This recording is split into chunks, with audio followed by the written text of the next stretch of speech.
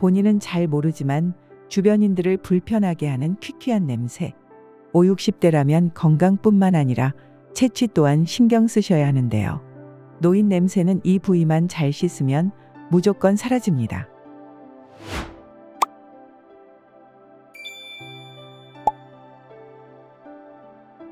안녕하세요. 이달의 건강입니다. 우리는 냄새로 기억을 남기고 또 냄새로 거리를 두게 됩니다. 아무 말 하지 않아도 단 한 번의 스침만으로도 오래도록 기억에 남는 것이 바로 채취입니다. 그리고 어느 순간부터 익숙했던 내 몸에서도 낯선 냄새가 피어납니다. 평소처럼 씻고 깔끔하게 관리했음에도 불구하고 지워지지 않는 그 냄새. 어쩌면 나도 모르게 주변 사람들의 표정이 바뀌고 있지는 않을까요? 우리가 가볍게 말하는 노인 냄새라는 말 속에는 단순한 냄새 그 이상의 변화가 담겨 있습니다. 피부의 생리학적 변화, 호르몬의 저하, 피지의 산화, 그리고 내장 기능의 약화까지. 냄새는 단지 겉으로 드러나는 현상이지만 그 뿌리는 우리 몸속 깊은 곳의 노화 과정에서 시작됩니다. 이제는 더 이상 외면할 수 없습니다. 당신이 아무리 깔끔한 사람일지라도 몸은 이미 노화라는 신호를 채취라는 방식으로 말하고 있을지도 모릅니다. 지금부터 우리가 함께 알아볼 이 이야기는 단지 냄새의 문제가 아니라 건강의 균형 그리고 삶의 품격에 관한 이야기입니다. 그렇기에 더 늦기 전에 이 냄새의 정체를 제대로 이해하고 몸이 보내는 변화를 존중해주는 시간이 필요합니다.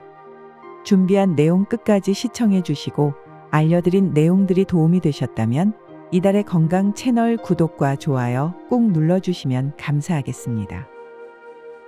냄새가 많이 나는 부위는? 우리는 나이가 들수록 이전과는 다른 채취를 느끼게 됩니다. 하지만 이 냄새가 온몸에서 나는 건 아닌데요. 실제로는 특정 부위에서 더 강하게, 더 쉽게 냄새가 발생하죠. 이 부위들을 제대로 알고 관리하는 것만으로도 노인 냄새는 크게 줄일 수 있습니다. 가장 대표적인 부위는 두피입니다.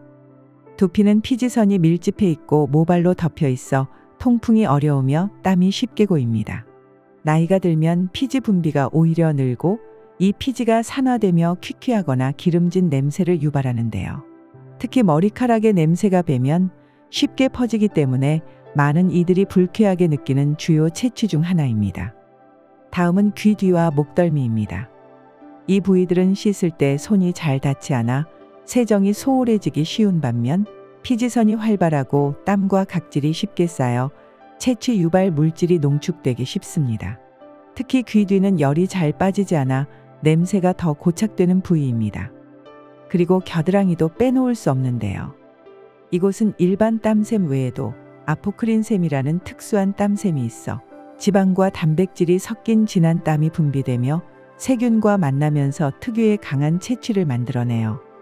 노화로 인해 피부의 유익균이 줄어들면 냄새가 더 심해지기도 합니다. 의외로 많은 분들이 간과하는 부위로는 배꼽이 있습니다. 움푹 파인 구조 때문에 피지와 땀이 고이기 쉬우며 장시간 방치하면 겉으로 보기엔 아무렇지 않아도 슬쩍 스쳤을 때 쿰쿰한 냄새가 날 수 있습니다. 그 외에도 가슴 아래, 사타구니, 엉덩이 주름, 발가락 사이 같은 신체 부위들 역시 냄새가 나기 쉬운 곳입니다. 이 부위들의 공통점은 피부가 접히고 통풍이 어려워 땀과 피지가 쌓이기 쉬운 구조라는 점입니다. 특히 여름철이나 땀이 많이 나는 날에는 속옷과 맞닿아 습기가 높아지고 세균 번식이 쉬워져 냄새가 더욱 강해질 수 있습니다. 그래서 노년기의 채취 관리는 단순히 전신을 씻는 것만으로는 부족합니다. 두피, 귀 뒤, 목덜미, 겨드랑이, 피부 접히는 부위, 발과 같이 냄새가 집중되는 부위를 의식적으로 관리하는 것이 무엇보다 중요해요. 몸이 가장 먼저 보내는 경고. 우리는 나이가 들수록 몸에서 나는 냄새가 조금씩 달라진다는 것을 느끼게 됩니다. 가볍게는 땀 냄새가 달라지거나 머리를 하루만 안 감아도 기름진 냄새가 심해진다든지 옷을 벗을 때 어딘가 모르게 쾌쾌한 느낌이 배어있는 듯한 경험 말이죠. 많은 분들이 이를 단순한 노화의 자연스러운 과정이라 여기지만 사실 노인 냄새는 때때로 몸 안 어딘가에서 이상이 생기고 있다는 조용한 경고일 수 있습니다. 우선 간 기능 저하는 채취 변화의 대표적인 원인입니다. 간은 몸속 독소를 걸러주는 해독기관인데 그 기능이 약해지면 암모니아, 요소 같은 물질이 제대로 처리되지 못하고 피지나 땀을 통해 배출됩니다. 이로 인해 특유의 금속성, 시큼한 냄새가 나타날 수 있습니다. 특히 몸에서 나는 냄새가 약품 냄새 같다거나 상한 음식 냄새처럼 톡 쏘는 냄새로 바뀌었다면 간 건강에 이상이 생겼는지 점검해 보는 것이 좋습니다. 또한 신장 기능 저하, 즉 만성 신부전도 체취를 변화시킬 수 있습니다. 신장은 노폐물과 수분을 걸러내는 역할을 하는데 기능이 떨어지면 몸 안에 질소화합물이나 요소 같은 질소성 대사산물이 쌓이게 됩니다. 이로 인해 피부에서는 암모니아 냄새 또는 오줌 냄새와 비슷한 체취가 날 수 있습니다. 몸은 스스로 해결하지 못하는 노폐물을 땀과 피지를 통해 내보내기 시작하는 것이죠. 이럴 경우 단순한 세정으로는 냄새가 쉽게 사라지지 않고 일상 속 체취 변화로 신장 질환의 진행을 처음 눈치채는 경우도 있습니다. 당뇨병 역시 노인 냄새와 연관이 깊습니다. 혈당이 지속적으로 높아지면 몸은 이를 분해하기 위해 지방을 에너지원으로 사용하게 되는데 이 과정에서 발생하는 케톤체는 특유의 달콤하면서도 썩은 과일 같은 냄새를 유발합니다. 특히 숨에서 나는 냄새가 이상하게 달거나 피부에서 과일 껍질을 오래 둔 듯한 냄새가 날 경우 이는 당뇨병의 징후이자 위험한 케톤산증의 초기 신호일 수 있습니다. 또 한 가지 놓치기 쉬운 질환은 피부 곰팡이 감염이나 만성 습진입니다. 노화와 함께 피부의 유분과 수분 균형이 깨지고 땀샘 기능이 저하되면 피부 표면에서 세균과 진균이 번식하기 좋은 환경이 만들어집니다. 이럴 경우 겨드랑이, 사타구니, 발가락 사이, 배꼽 같은 피부 접히는 부위에서 쾌쾌하고 눅눅한 냄새, 때로는 퀴퀴한 곰팡이 냄새가 나기 시작합니다. 세정과 건조를 잘해도 냄새가 쉽게 사라지지 않는다면 피부 속 감염이 진행 중일 수 있습니다. 또한 체취의 변화는 때때로 치매와 같은 신경계 질환의 전조로도 나타납니다. 인지 기능이 떨어지면 위생 관리가 무뎌지는 것은 물론 뇌 기능 저하로 인해 체온 조절, 피지 분비, 호르몬 균형까지 흔들리면서 피부에서 분비되는 성분 자체가 변할 수 있습니다. 그 결과 이전에는 느껴지지 않았던 묘하게 익숙하지 않은 체취가 나타나기도 하는데요. 냄새가 변화하고 있는데 본인은 전혀 인식하지 못한다면 인지건강과 관련된 검사를 받아보는 것도 권장됩니다. 무엇보다 중요한 점은 이러한 냄새 변화들이 단독으로 나타나기도 하지만 만성 피로, 식욕 저하, 소화불량, 수면장애, 체중 변화 등과 함께 나타나는 경우 그 원인을 가볍게 넘겨선 안 된다는 것입니다. 냄새는 몸이 우리에게 가장 먼저 보내는 직감적인 건강 경고일 수 있습니다. 이 부위는 꼭 씻어야 합니다. 우리는 하루에 한 번 혹은 두 번씩 씻습니다. 하지만 씻는다는 그 한마디 안에는 얼마나 꼼꼼히 어디를 중점적으로 씻는가에 따라 그 결과는 크게 달라질 수 있습니다. 특히 노화로 인해 체취가 강해지는 노년기에는 샤워나 세안만으로는 부족할 수 있고 특정 부위를 더욱 의식적으로 세정해야 불쾌한 노인 냄새를 확실히 줄일 수 있습니다. 첫 번째는 두피입니다. 두피는 노년층의 체취에서 가장 먼저 냄새가 나는 부위 중 하나입니다. 피지선이 밀집해 있고 머리카락으로 덮여 있어 통풍이 되지 않기 때문에 땀과 피지, 미세먼지, 노폐물이 가장 많이 쌓이는 부위입니다.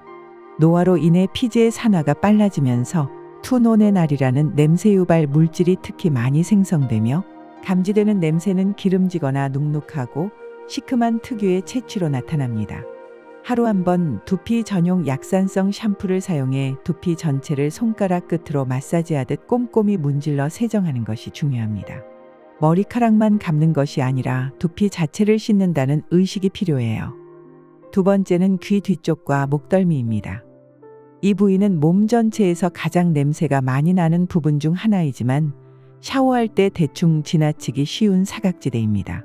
귀 뒤쪽은 피지선이 많고 열이 잘 빠지지 않는 구조이기 때문에 피지와 땀이 고여 산화된 피지 냄새와 땀 냄새가 섞여 더 진한 체취를 유발합니다.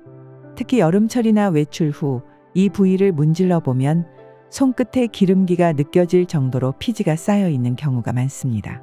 씻을 때는 손가락으로 귀 뒤를 쓸어내듯 세정하고 귀의 안쪽 접힌 부분과 귀 아래 목선을 따라 꼼꼼히 비누 거품을 낸 후 흐르는 물로 충분히 헹궈주는 것이 중요합니다. 세 번째는 겨드랑이입니다.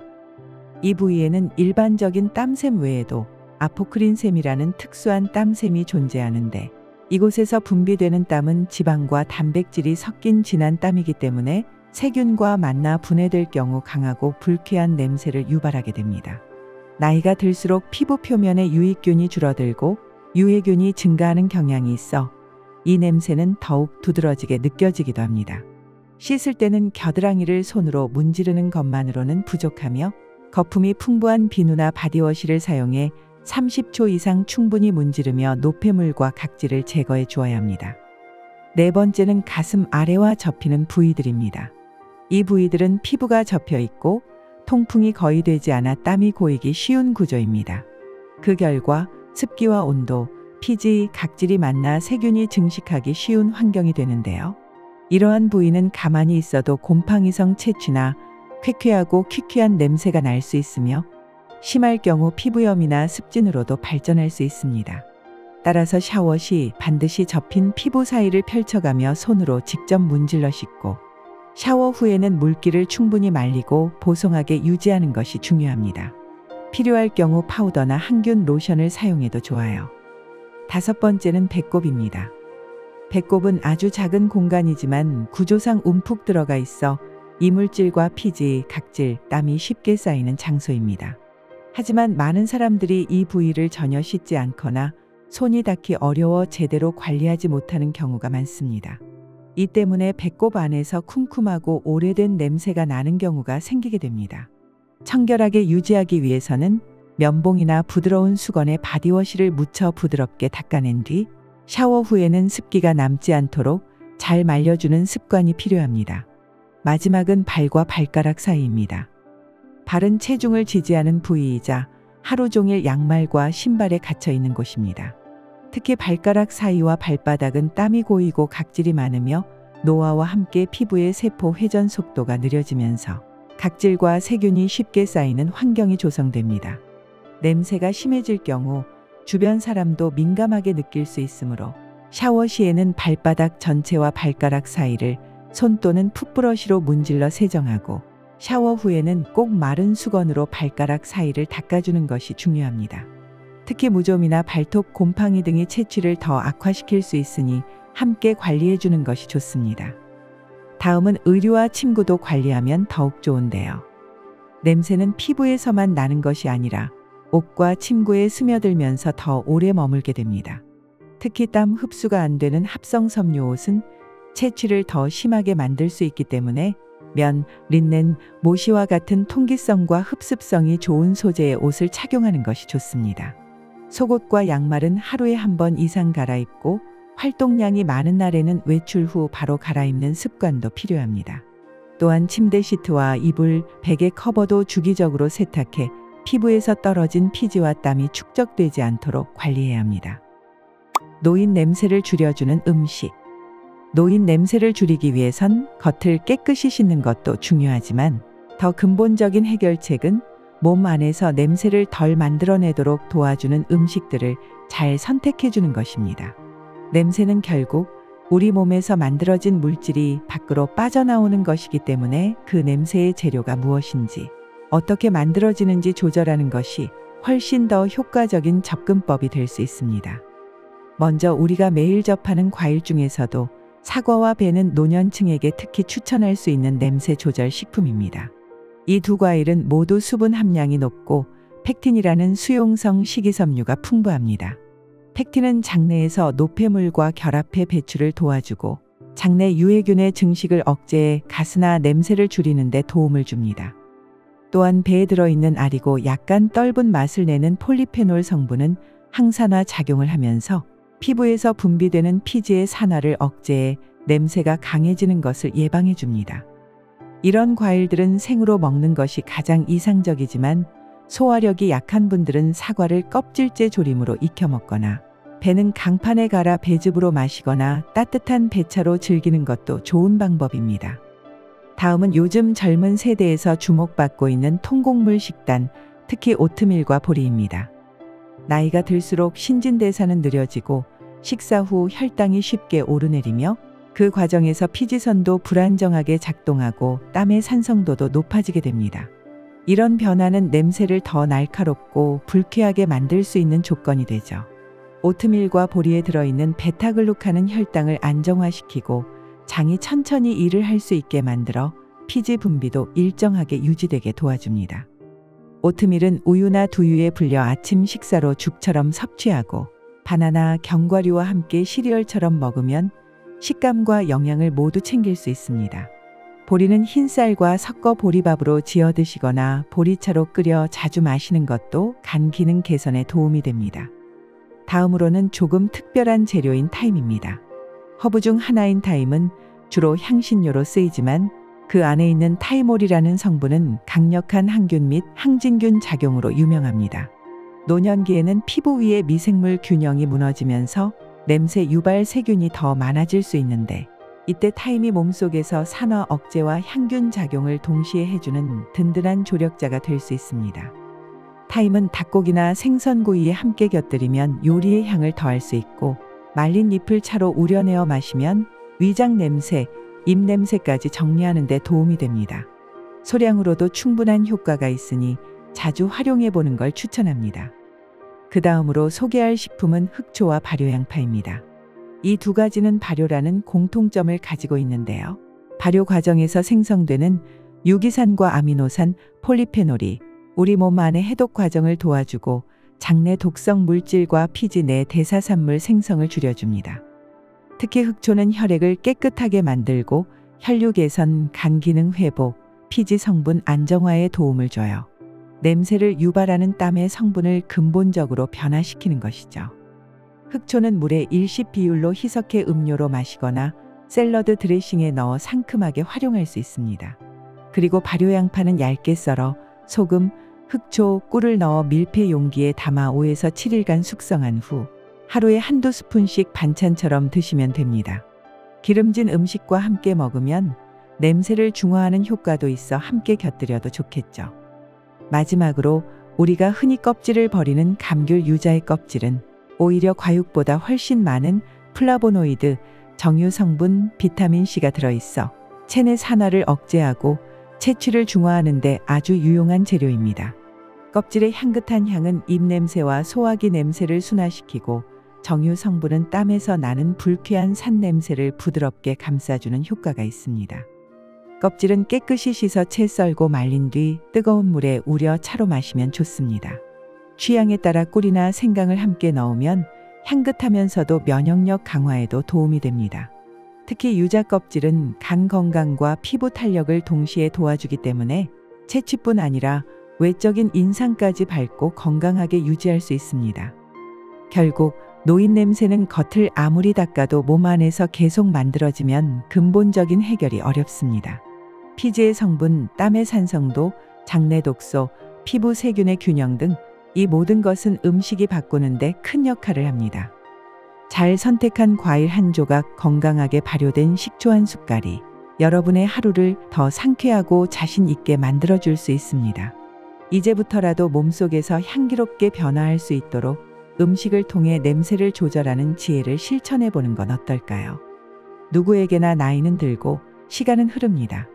하지만 그 속도만큼 우리 몸도 소리 없이 변해가고 있다는 사실을 우리는 종종 잊곤 하죠. 노인 냄새라는 말이 불편하게 느껴질 수 있지만 그건 우리가 놓치고 있었던 몸의 작은 신호이자 시간이 남긴 흔적입니다. 이 냄새는 단순한 청결 문제도 부끄러워해야 할 노화의 증거도 아닙니다. 조금만 더 관심을 갖고 조금만 더 들여다보면 충분히 관리할 수 있고 바꿔나갈 수 있는 우리 몸의 자연스러운 변화일 뿐이죠. 씻는 방식, 식습관, 땀의 흐름, 그리고 내 몸을 바라보는 태도까지 작은 습관 하나가 바뀌면 채취도 달라지고 그로 인해 스스로를 대하는 태도도 달라집니다. 그리고 그 변화는 결국 더 자신 있고 더 편안하며 무엇보다 더 향기로운 관계를 만들어줄 수 있어요.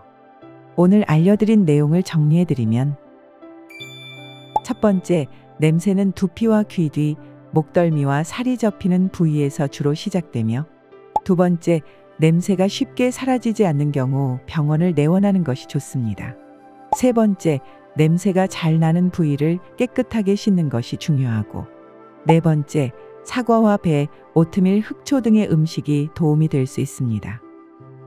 노화는 피할 수 없지만 그 냄새가 기억되는 방식은 바꿀 수 있습니다. 지금부터라도 조금 더 내 몸에 귀 기울여 주세요. 향수보다 더 오래 남는 건 스스로 관리해온 삶의 흔적이니까요. 오늘도 여러분의 건강한 삶을 응원하며 영상을 보시고 도움이 되셨다면 가족과 지인들에게 공유해 주세요. 이달의 건강 채널 구독과 알람 설정까지 하시면 더 좋은 유익한 정보들을 받아보실 수 있습니다. 다음에도 더 건강하고 유익한 정보로 찾아뵙겠습니다. 이달도 더 건강하게, 이달의 건강과 함께 하세요.